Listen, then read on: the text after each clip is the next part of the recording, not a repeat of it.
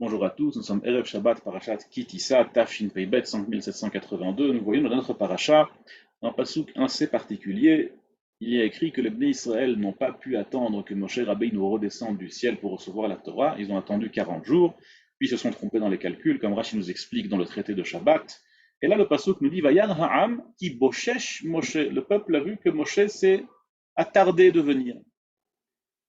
Nous explique le Sefer Aktav Kabbalah. Où est-ce qu'on retrouve ce mot boshesh? On le retrouve très rarement. En vérité, il y a une différence entre boshesh et echar, leacher. Il y a lehid boshesh et il y a leacher, être en retard ou bien s'attarder. Alors en français c'est la même chose. Dans la Shona Kodesh, il n'y a pas de mot au hasard. Il y a boshesh et il y a leacher. Quelle est la différence entre les deux? Je vous explique l'octave vers Kabbalah. En vérité, l'Acher, c'est un retard qui est dû à quelque chose de volontaire.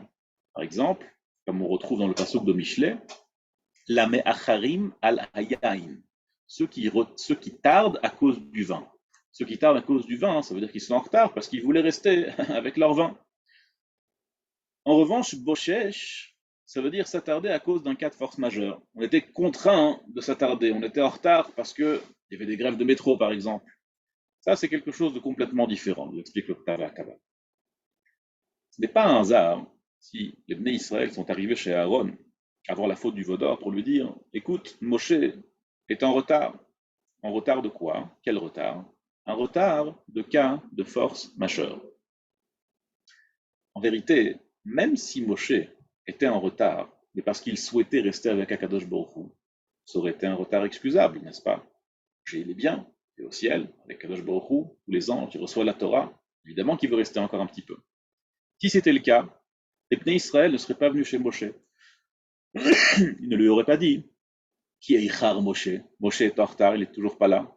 Aaron leur aurait dit tout simplement faut comprendre, il est bien, attendez-le encore un petit peu. Et ils lui ont dit qui boshesh Moshe. Ils pensaient que Moshe a eu un cas de force majeure. Et ça, déjà, c'est quelque chose de pas normal. Si Moshe est en retard contre son gré, ça veut dire qu'il s'est passé quelque chose. Le Satan, qui est Malach Amavet, qui est aussi l'ange de la mort, qui est aussi le Yetzerara, tous sont le même ange, le même personnage, a réussi à embrouiller les Bnei Israël et à leur faire croire qu'en vérité Moshe était en retard malgré lui. Ce n'était pas un retard qui était dû à une idée volontaire, mais c'était quelque chose d'involontaire. Jusqu'à ce que le Talmud nous raconte dans le traité de Shabbat que le Satan a dû leur montrer Mitato shel Moshe, le lit de Moshe, comme si Moshe était complètement mort déjà.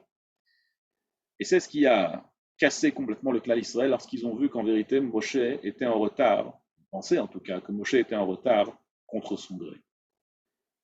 Mikan Atalamed, là il faut apprendre que même lorsqu'il y a un Yehush, même lorsqu'on a envie de tout laisser tomber et qu'on n'a pas le choix, parce qu'on pense vraiment, on est convaincu de quelque chose, comme on voit dans le clan Israël, qui était complètement convaincu, le Satan leur a montré, voilà le lit de Moshe, il est là, regardez, il est mort.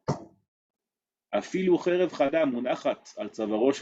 si on a une épée aiguisée sur notre cou, il ne faut jamais être désespéré de la pitié d'Akadosh Baruch Hu.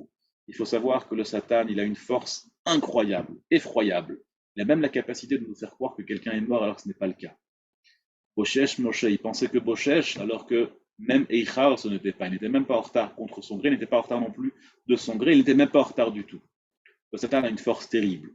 Et nous, il faut savoir qu'Akadosh Baruch Hu est avec nous et que Imen Akadosh Baruch Hu lo et Ino Yachol. Si Akadosh Baruch Hu n'était pas avec nous, on n'aurait jamais pu vaincre notre Yetzerara. Mais Akadosh Baruch Hu est réellement avec nous.